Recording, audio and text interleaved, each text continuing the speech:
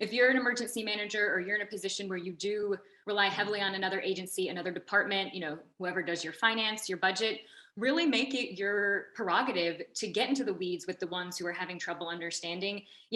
Ask them to come sit in on different meetings with you, with other stakeholders.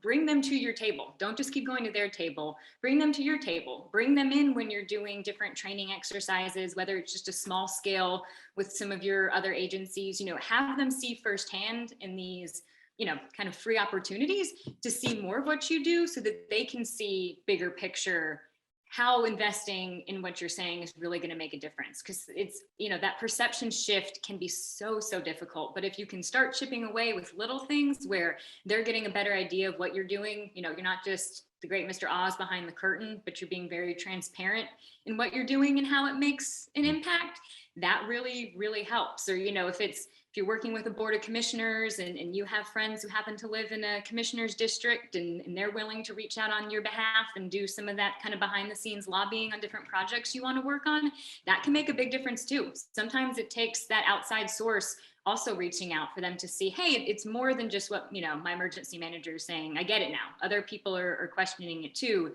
Now I kind of see, the bigger scope of where it applies. So it's hard. There's no perfect answer to that. And I wish there was, because it affects all of us in emergency management.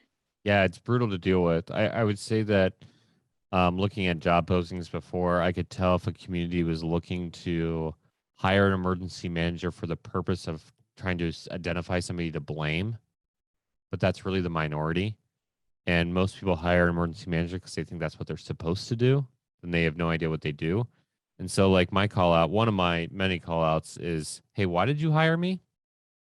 Like, what do you want? And like, oh, I never wanted a disaster. Okay, well then start taking some of my suggestions. Or I hired you because I'm supposed to have an emergency manager, but honestly, I don't know what you're supposed to be doing. And just have a very honest conversation of saying, let me give you like what is best practice. And when you use words like best practice and you don't use word like preparedness, you use words like readiness, then like you're changing this mindset from a doomsday prepper of things that never happened to, hey, I'm a logical person. This is a community. This is a standard thing. And yeah, I think we have to fight that quite a bit.